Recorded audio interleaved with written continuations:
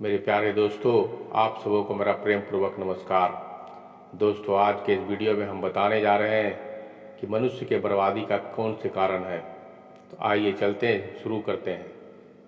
श्रीमद् भगवद गीता में भगवान श्री कृष्ण ने इंसान की बर्बादी के 3 कारण बताए थे। मनुष्य की बर्बादी के ये कारण आज भी सटीक है। कहते हैं कि मनुष्य यदि अपनी बर्बादी के कारण को जान जाए तो अपने जीवन को सुखमय बना सकता है। गीता में भगवान श्री कृष्ण ने बर्बादी के 3 कारणों पर विशेष बल दिया है। भगवत गीता के बताए गए मनुष्य की बर्बादी के 3 कारण आज भी हर मनुष्य को जानना चाहिए। यह कोई मैं नहीं बता रहा हूँ, बल्कि गीता में ऐसा वर्णन मिलता है।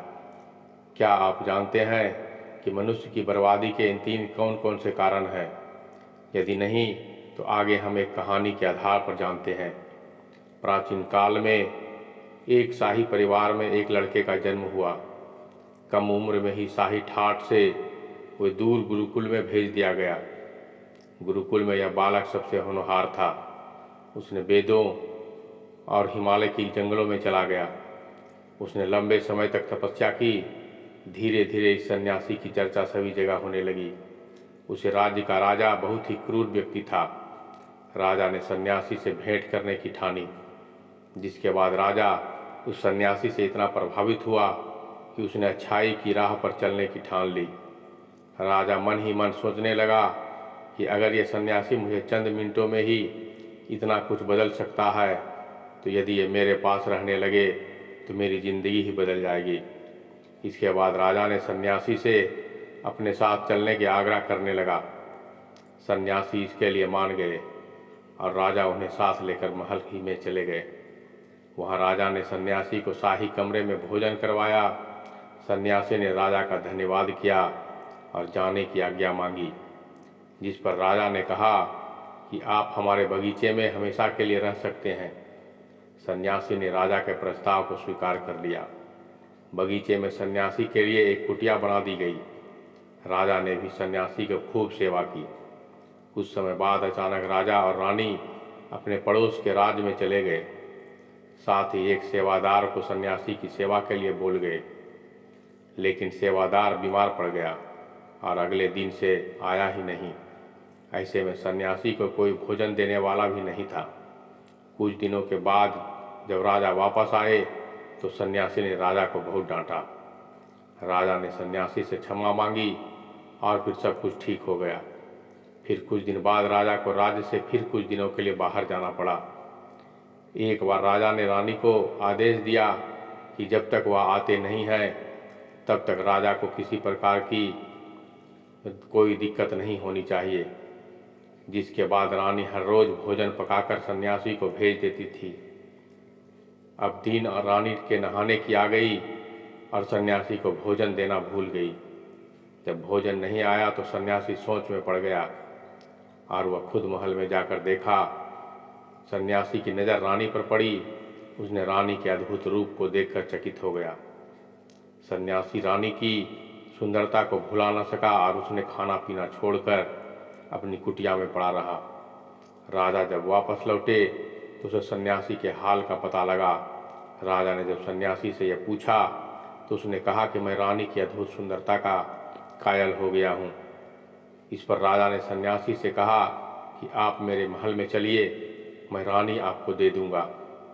कुछ दिनों के बाद रानी ने उस सन्यासी से कहा कि आप क्या थे और क्या हो गए हैं। आज आप वासना के कारण मेरे गुलाम हो गए हैं। यह सुनकर सन्यासी को महसूस हुआ कि वो तो एक सन्यासी है। सन्यासी जोर जोर से चिल्लाने लगे और रानी से कहा कि मुझे क्षमा कर दीजिए। इस प्रसंग का सार ये है कि जब इच्छा पूरी नहीं होती तो क्रोध उत्पन्न होता है, और अगर पूरी हो जाए तो लालच बढ़ता है। आगे है 20 गलत काम करते हो तो शर्तिया हो जाएंगे बर्बाद, कभी नहीं बन पाएंगे धनवाद। कभी ऐसा होता है, आगे है 20 गलत काम करते हैं तो शर्तिया हो जाएंगे बर्बाद, कभी नहीं बन पाएंगे धनवान। कभी ऐसा होता है कि कोई व्यक्ति रातों रात बर्बाद हो जाता है तो कोई धीरे धीरे बर्बाद होता है। हालांकि जो लोग रातों रात बर्बाद हो जाते हैं उसके पीछे का सत्य जानेंगे तो समझ में आएगा कि उन्होंने पहले कुछ ऐसे कर्म किए थे जिसके चलते अचानक उन पर मुसीबतों का पहाड़ टूट पड़ा। कर्म हमारा बीज है, जो बोएंगे वही देर सवेर काटेंगे। बुरे कर्मों का आम भाषा में खोटे कर्म भी कहते हैं। तो सबसे पहले आता है भोजन। बासी भोजन करना, दक्षिण दिशा में मुंह करके खाना, भोजन के दौरान और बाद में पानी पीना, थाली में ही हाथ धोना, भोजन की निंदा करना, टूटी हुई थाली में भोजन करना आदि ऐसे कई काम है जो आपको गंभीर रोग और शौक में धकेल सकता है। इसके अलावा अधिकतर समय अकेले ही भोजन करना, भोजन करते करते उठकर दूसरा काम करना या फिर से भोजन करने लगना, खाने में नमक कम, तीखा ज़्यादा या फिर अच्छा ही नहीं बना है आदि कमियां निकालना भी उचित नहीं है। इसके उपरोक्त नियमों का पालन नहीं करने से कब्ज, कैंसर और अल्सर जैसे रोग को भी आप अपने आमंत्रित करते हैं। साथ ही व्यक्ति के घर की बरकत भी चली जाती है। आगे है नींद। आप जितना जागते हैं उतना ही सोएं। आप कम सोते हैं और ज़्यादा जागते हैं तो संतुलन बिगड़ता है। हालांकि यदि आप प्रातःकाल जल्दी उठकर कसरत करते हैं तो आपके लिए 4 घंटे की नींद ही पर्याप्त है। नींद का गणित समझे बगैर देर तक जागना आपकी सेहत के लिए खतरनाक हो सकता है। तीसरा है केश कर्तन।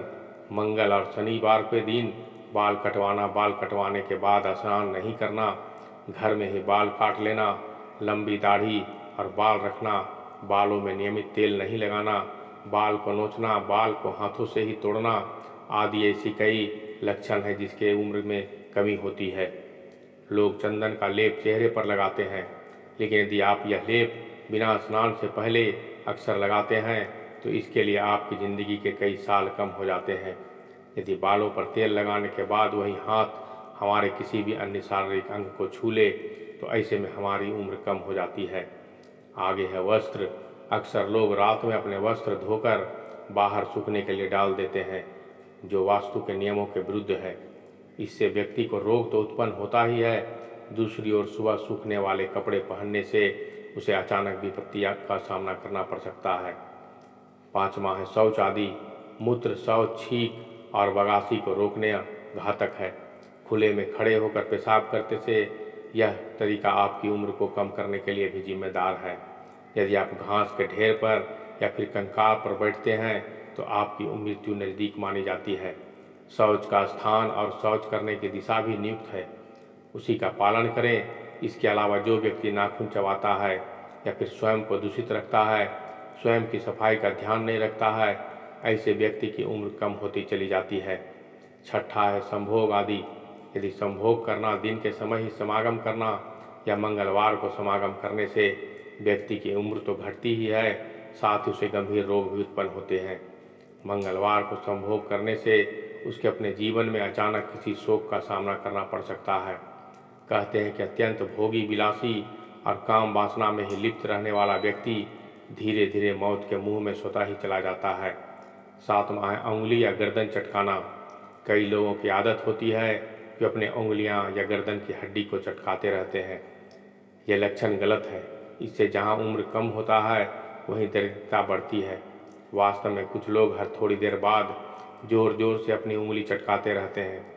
वास्तव में लंबे समय तक उंगलियां चटकाने से आपको बुखार, जोड़ों में दर्द जैसी बीमारी हो सकती है। बुढ़ापे में उंगलियां हिलने लगती है, अर्थात उनकी किसी भी चीज़ को पकड़ने की क्षमता कम हो जाती है। 8वां है हड्डी बजाना। इसे हड्डी तोड़ना, चटकाना या कटकाना भी कहते हैं। अक्सर लोग अपनी उंगलियों की हड्डियों को चटकाते रहते हैं। यह लक्षण गलत है। माना जाता है कि ऐसा करने वाले के हाथों से लक्ष्मी चली जाती है। अब लक्ष्मी जाती है या नहीं यह तो नहीं मालूम, लेकिन कई लोगों को अपने शरीर के हर जगह की हड्डी चटकाने की आदत होती है, जिसके चलते एक दिन सभी ज्वाइंट ढीले पड़ जाते हैं और बुढ़ापा में उसकी शक्ति कम हो जाती है। 9वां है नशा करना। किसी भी प्रकार का नशा करने से सुख, समृद्धि और सेहत सभी एक समय बाद नष्ट हो जाती है। आप कितने ही धनवान हो, लेकिन यदि आप लगातार नशा कर रहे हैं तो निश्चित ही इससे आपके कुल परिवार का बिखराव हो जाता है। आपकी प्रतिष्ठा धूमिल हो जाएगी। ऐसा कई उदाहरण आपको मिल जाएंगे जिनके पास सब कुछ था लेकिन वे बर्बाद हो गए। आगे है 10वां तांत्रिक या वाम कर्म करना। ऐसा कई लोग हैं तो जल्दी सफलता पाने के लिए किसी को प्रभावित करने के लिए तंत्र मंत्र का आदि का सहारा लेते हैं। वे किसी तांत्रिक या पीर फकीर के यहाँ जाते हैं। ऐसे लोग बाद में अपने किए पछताते हैं। तुलसीदास जी ने रामचरितमानस में लिखा है कि यह लोग कोल मार्गी और धर्म विरुद्ध है। कोल या वाम का अर्थ है कि जो व्यक्ति पूरी दुनिया से उल्टा चले, जो संसार की हर बात से पीछे नकारात्मक खोज ले, जो नियमों, परंपराओं और लोक व्यवहार का घोर विरोधी हो, वह वाम गर्मी हो। ऐसा काम करने वाले लोग समाज को दूषित ही करते हैं। यह लोग उसे मुर्दे के समान मानते हैं, जिसके संपर्क में आने से कोई भी मुर्दा बन जाता है। 11वां है सीटी बजाने का मतलब संकट को बुलाना। ऐसा कहते हैं कि घर में या रात में सीटी नहीं बजाना चाहिए। इससे एक और जहां धन की हानि होती है, वहीं आप किसी अनजान संकट को बुला लेते हैं। यह भी माना जाता है कि रात में सीटी बजाने से बुरी आत्माएं सक्रिय हो जाती है। हालांकि यह धारणा जापान से भारत में प्रचलित हो गई। 12वां निरंतर क्रोध करना। प्रतिदिन क्रोध करना नशा करने से भी ज़्यादा खतरनाक है। क्रोध करते रहने से आपके मस्तिष्क की सभी नाड़ियाँ कमज़ोर होकर बाद में शून्य पड़ने लगती है। इससे आपके कुल परिवार का बिखराव तो होता ही है, साथ ही आपको चाहने वाला या प्यार करने वाला कोई नहीं रह जाता। आगे है घमंडी। ऐसे कई व्यक्ति हैं जो कुछ नहीं होते हुए भी फिर भी घमंड पाले रहते हैं और लोगों पर जबरन ही रौब झाड़ा करते हैं। ऐसे भी कुछ लोग हैं जो बहुत कुछ होते हैं, उनके पास धन, पद और सम्मान सब कुछ होते हैं और इसी से वो घमंड करते हैं। हाँ, यह बात सही है कि हर व्यक्ति में थोड़ा बहुत घमंड तो होता ही है, लेकिन कुछ ज़्यादा ही घमंड है तो फिर उसका पतन भी तय है। आगे है कृपण। कृपण को प्रचलित शब्द में कंजूस कहते हैं, लेकिन कृपण तो महाकंजूस होता है। चमड़ी चली जाए लेकिन दमड़ी नहीं देगा वाली कहावत वो चरितार्थ करता है।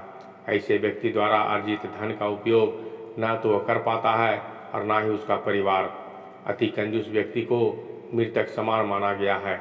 ऐसा व्यक्ति धर्म कर्म के कार्य करने में, आर्थिक रूप से किसी कल्याण कार्य के लिए दान देने या उससे हिस्सा लेने की से बचता है। 15वां है विमूढ़। विमूढ़ को अंग्रेजी में कन्फ्यूज व्यक्ति कहते हैं। इसे भ्रमित बुद्धि का व्यक्ति भी कहते हैं। इसे गफलत में जीने वाला और अपने विचारों पर दृढ़ नहीं रहने वाला व्यक्ति भी कहते हैं। आगे है अपयश। ब्रज मंडल में यश को जस कहा जाता है। यह अजसी शब्द इसी से बना है, इसे अपयश कहते हैं।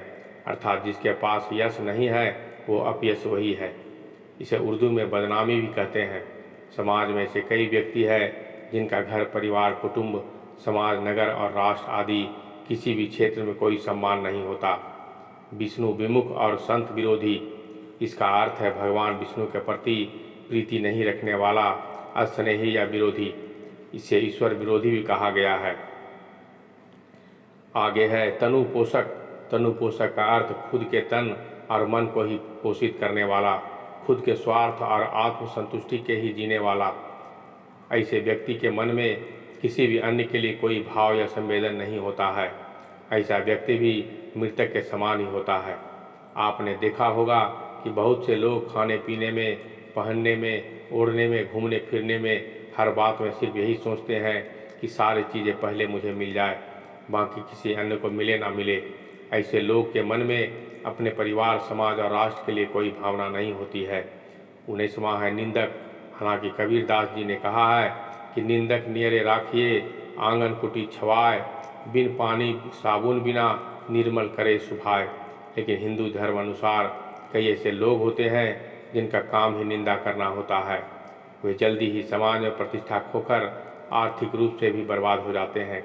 ऐसे लोग को इससे मतलब नहीं रहता है कि वह अच्छा है या बुरा, उन्हें तो दूसरों की कमियां ही नज़र आती है। लास्ट में 20वां है नीरस लोग। जो लोग कभी किसी भी मौके पर बात से खुश नहीं होते हैं, ऐसे नीरस लोग भी जीवन में कभी धनवान नहीं बन सकते। अंत में है 20वां नीरस लोग।